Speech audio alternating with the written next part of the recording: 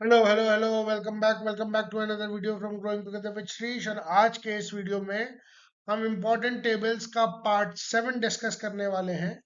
कुछ important tables जो आपके ब्रूस एल्बर्ट्स की बुक से उठाई गई हैं, यूज की गई हैं, उनको आज हम डिस्कस करेंगे। देखिए, ये जो टेबल्स हैं ये इम्पोर्टेंट इस सेंस में है कि पहली बात तो इनसे डायरेक्ट सवाल आ सकते हैं, दूसरी बात ये बी और सी सेक्शन सॉल्व करने में आपकी थोड़ी सी हेल्प कर सकते हैं। ठीक है, तो आप कुछ सवाल इसमें से एक्सपेक्ट कर सकते हैं। Source molecular biology of the cell, S6th edition का बाय ब्रूस एल्बर्ट्स।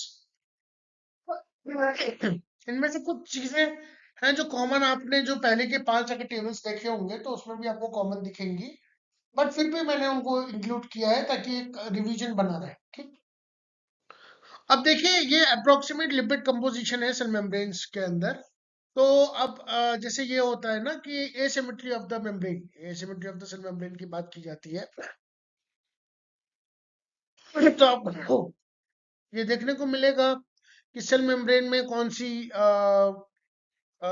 लिपिड ज्यादा है।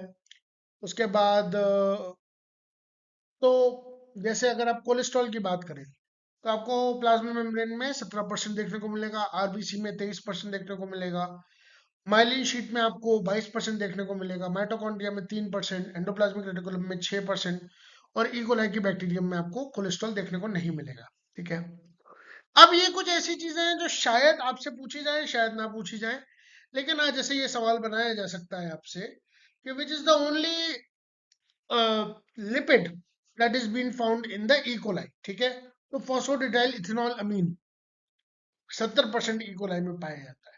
इनफैक्ट सबसे ज्यादा फॉस्फोडिटाइल इथेनॉल अमीन इकोलाई में ही पाया जाता है, बैक्टीरिया में ही पाया जाता है। तो इस तरह के कुछ सवाल बनाए जा सकते हैं अगर एग्जामिनर थोड़ा सा डेप्थ में बनाना चाहता है।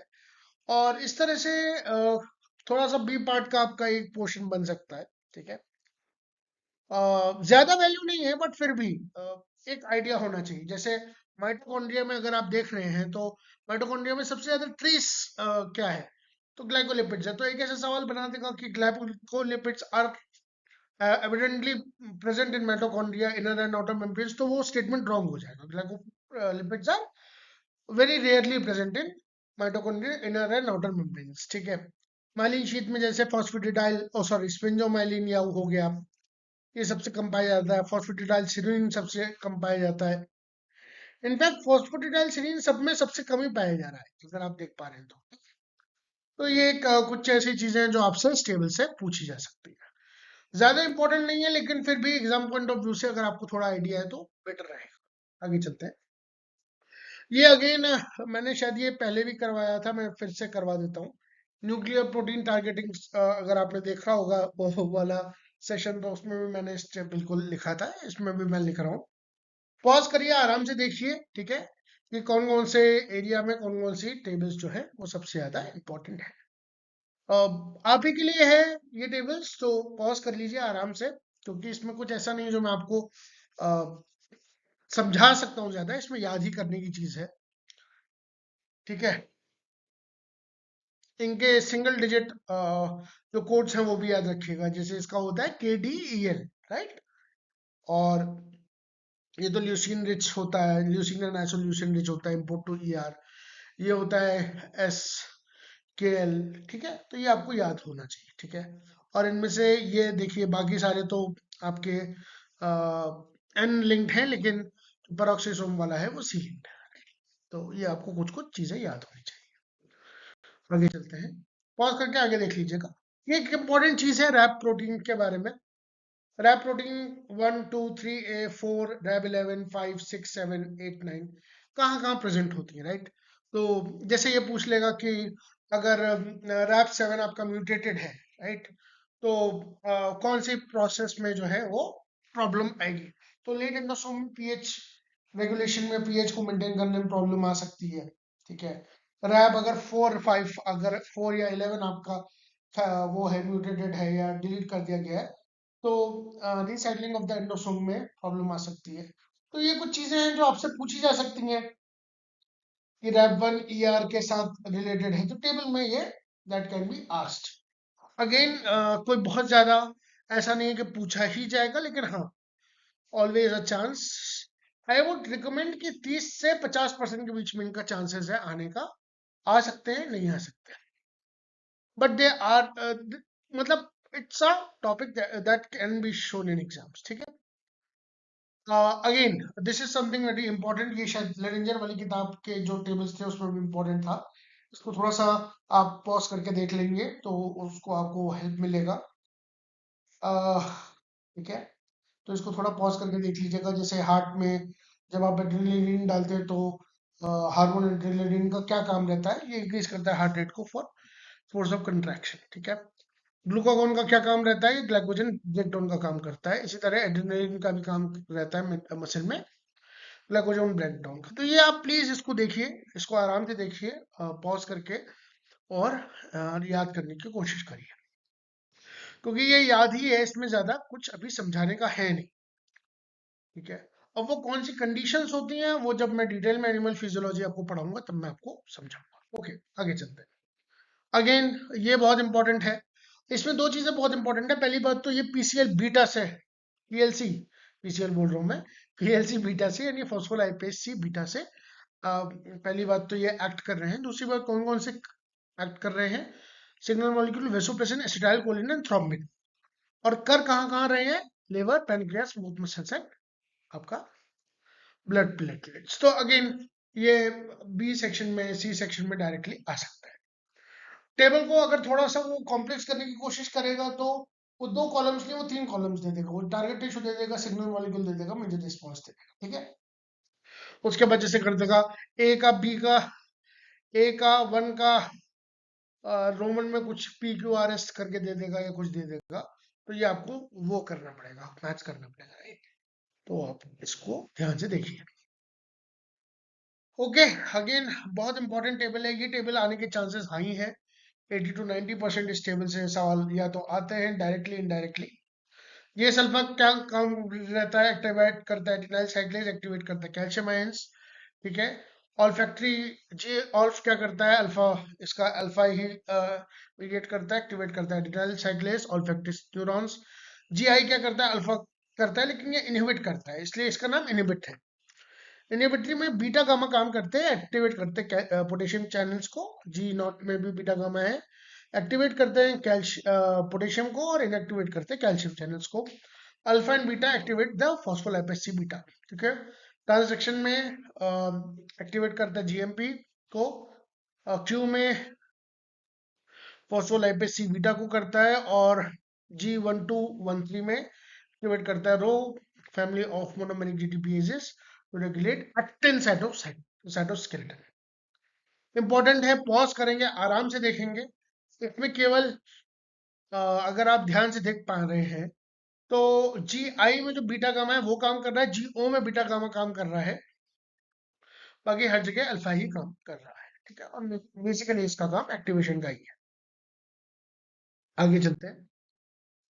दिस इज वेरी इंपॉर्टेंट, इसको थोड़ा सा ध्यान से देखिए कि ये वो कुछ सिग्नल्स हैं जो आरटीके यानी रिसेप्टर टायरोसिन काइनेस के थ्रू काम करते हैं।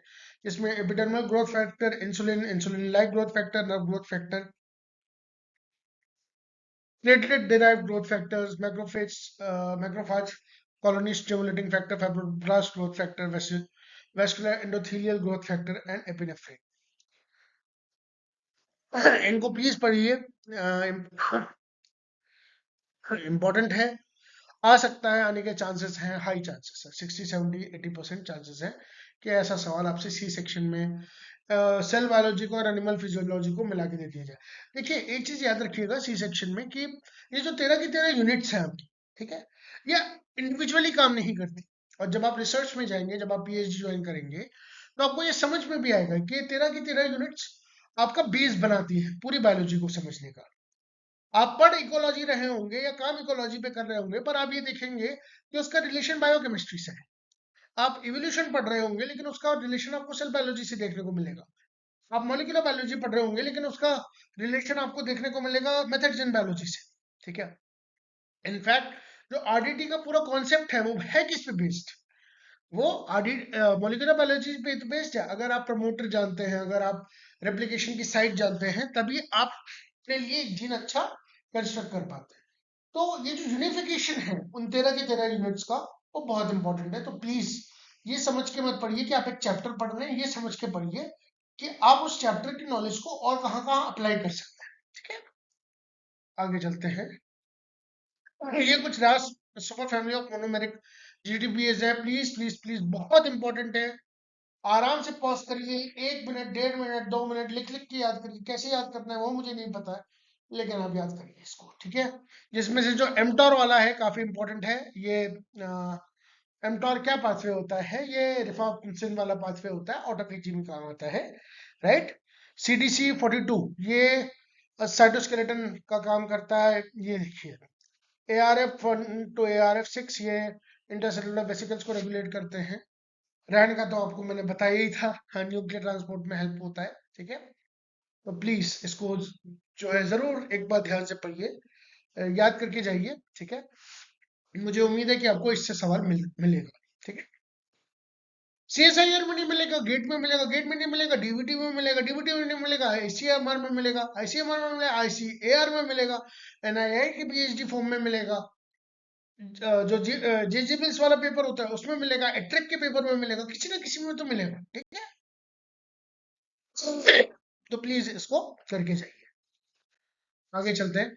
अगेन जो साइटोकाइन रिसेप्टर्स के थ्रू काम करते हैं, स्टार्ट बाद में देखिए, मैं सिग्नलिंग विग्नलिंग सब समझाऊंगा, पर अभी हमारे पास उतना समझने का टाइम नहीं है। अभी हमारा एग्जाम नजदीक है, तो कुछ इंपॉर्टेंट टॉपिक्स हैं जो नहीं छोड़ के जाने हैं लास्ट टाइम पे, वो मैं आपको समझा रहा हूँ। ठीक है, तो जैसे इंटरफेरॉन गामा काम करता है, अल्फा काम करता है, एरिथ्रोपोइटिन काम करता है, प्रोलैक्टिन काम करता है, ग्रोथ हार्मोन काम करता है।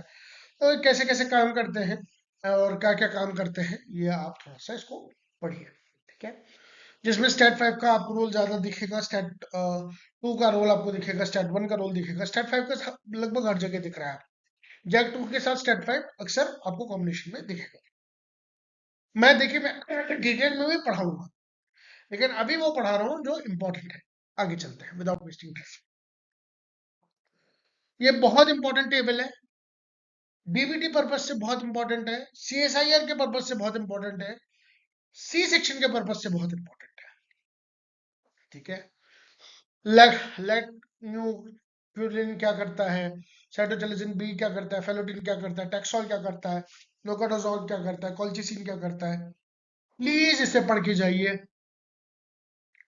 क्योंकि आपसे बी पार्ट, बी में कॉलम जो सेकंड कॉलम है उसमें पूछ सकता है, मैकेनिज्म पूछ सकता है, ओरिजिनल सोर्स पूछ सकता है। ये 4 तरह से टेबल्स बन सकती है। ये सवाल ऐसे बन सकता है कि which of the following stabilises actin. अब उसमें वो पूछ लेगा लेट लेट रनकिलिन लेट रनकिलिन और साइटोचलाजिन भी, और फेलिनिन करता है। विच ऑफ द फॉलोइंग डीस्टेबलाइजेस और डीपोलाराइजेस एक्टिन। अब ये सवाल पूछ सकता है कि टैक्सोल डीपोलाराइजेस और स्टेबलाइजेस एक्टिन। नहीं, टैक्सोल स्टेबलाइजेस माइक्रोट्यूब्यूल्स। तो इस तरह के बहुत छोटे छोटे पार्ट्स होते हैं जो इंपॉर्टेंट होते हैं, हम मिस कर देते हैं क्योंकि हमारे पास बहुत सारी चीजें याद करने को, राइट। तो वो मिस नहीं करनी है, वो मिस ना हो, इसी वजह से आपके लिए ये सामने आपके सामने एक टेबल है। पॉज करिए प्लीज, इसे ध्यान से देखिए। और जैसे अमेंशिया मशरूम, इससे फेलोडेन मिलता है। ठीक है, यू ट्री से आपको टैक्सोल मिलता है। यू ट्री टैक्सोल वाला तो बहुत बार आ भी चुका है। ठीक है, इनमें से कौन सा जो सिंथेटिक है, तो नोकाडोजोल सिंथेटिक है, यानी वो नेचर में नहीं पाया जाता है। तो ये पूछा जा सकता है कि which of the following actin और माइक्रोट्यूब्यूल जो केमिकल्स होते हैं, वो उनमें से कौन सा सिंथेटिक कौन सा है, तो नोकाडोजोल सिंथेटिक है। उसके बाद कॉल्चिसिन कहाँ से आता है, तो ऑटम कोरकस से आता है। ठीक है, तो वो आपको थोड़ा सा याद होना चाहिए। ओके, आगे चलते हैं। ये भी इंपॉर्टेंट है, major types of intermediate filaments, proteins and vertebrate cells. Please इसे अगेन पढ़िए। न्यूरॉन्स में कौन से होते हैं, एपिथेलियल सेल्स में कौन से होते हैं, उसके बाद मसल्स में कौन से होते हैं, ग्लियल सेल्स में कौन से होते हैं। ठीक है, और विजन काइवल ओरिजिन में कहाँ कहाँ क्या करता है, न्यूक्लियर लेमाइना में कौन से होते हैं। पॉज करके आराम से पढ़िए। ठीक है, ये सब चीजें आप ही के लिए है, ताकि आप लोग अच्छे से पढ़ सके, समझ सके, बेटर स्कोर कर सके, बेटर रैंक ला सके।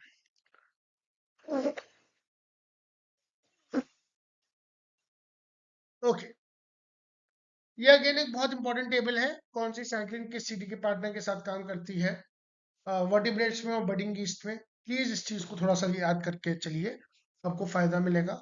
हालांकि ये बहुत बेसिक है, बट कभी कभार बेसिक सवाल भी आ जाते हैं, ठीक है, तो हमें छोड़ के नहीं जाना चाहिए। तो ये एक बहुत बेसिक सी चीज है, पॉज करिए इसे भी, आराम से पढ़िए इस चीज को। क्योंकि अगेन देखिए, जैसे सीटी के 4 6 है, सीटी के साइक्लिन डी है, सीटी के 4 6 है, ई के साथ 2 आ रहा है, ए के साथ 2 और 1 दोनों आ रहा है, साइक्लिन बी के साथ सीटी के 1 आ रहा है, CLN3 के साथ सीटी के 1 आ रहा है। आपको पढ़ेंगे इसमें तो सीटी के पार्टनर याद ही करने की जरूरत नहीं, क्योंकि वो सीटी के 2 ही है, ठीक है। तो उस चीज को थोड़ा सा एक वो देख लीजिए कि बडिंग ईस्ट में क्या बोल रहे हैं और फिशन ईस्ट में क्या बोल रहे हैं, तो वो सब आपको थोड़ा सा पता होना चाहिए। ओके, आगे चलते हैं। ओके, इस टेबल को मैं थोड़ा सा पॉज करके बोलता हूँ, क्योंकि ये बहुत इंपॉर्टेंट है।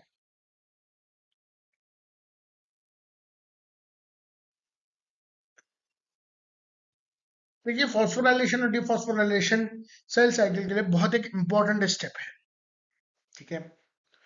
सीडी के एक्टिंग काइनेज क्या है, जो एक्टिवेट करेगा सीडी केस को। सीडी केस क्या करेंगे, आगे सेल प्रोग्रेशन में हेल्प करेंगे। वी काइनेज फॉस्फोराइलेट करता है इनहिबिटरी साइट से सीडी के, ये जो है इन्वॉल्व रहता है सप्रेसिंग सीडी के बिफोर द माइटोसिस, ठीक है। उसके बाद सीडी फॉस्फेटेज क्या करता है, ये SV1 काइनेज का रिमूवल हटाता है, ठीक है, और ये कंट्रोल करता है activation and onset of mitosis. उसके बाद जो इनिबिटर्स है, जैसे वो SIC1 हो गया, वो P27 हो गया, P21 हो गया, P16 हो गया, क्या क्या कौन कौन से काम करते हैं, जैसे P27 बहुत इंपॉर्टेंट है, P16 बहुत इंपॉर्टेंट है, SIC1 बहुत इंपॉर्टेंट है। प्लीज इसको पढ़िए ध्यान से। उसके बाद यूबिक्विटिन लाइगेज कौन कौन से काम करते हैं। अब जैसे CDC20 का क्या एक यूबिक्विटिन लाइगेज है, जी हाँ है। APC क्या एक यूबिक्विटिन लाइगेज है, जी हाँ है। CDH1 SCF1 यूबिक्विटिन लाइगेज है, जी हाँ है, ठीक है। उसके बाद जैसे कि वो क्या क्या काम करते हैं, उनका किस तरह से फंक्शन रहता है, इसको पॉज करके आप लोग देखिए, प्लीज इसको बहुत ध्यान से समझिए। मैं सेल साइकिल पे एक अच्छा सा वीडियो ला रहा हूँ, जल्दी ही ला रहा हूँ, और मैं बना रहा हूँ उसको थोड़ा, वो चूंकि लंबा वीडियो है इसलिए उसको एडिट करने में थोड़ा टाइम लगेगा, 2 पार्ट्स में होगा वीडियो। वैसे वो वीडियो शायद 35-40 मिनट्स का है, लेकिन मैं 2 पार्ट्स में लाऊंगा, 20-20 मिनट के, ताकि आप लोग उसे देख सकें। प्लीज इस टेबल को जरूर पढ़ के जाइएगा, आपको बहुत बेनिफिट मिलेगा। और इसी के साथ हम अपने फाइनल उस पे आ गए हैं, फाइनल स्लाइड पे आ गए हैं।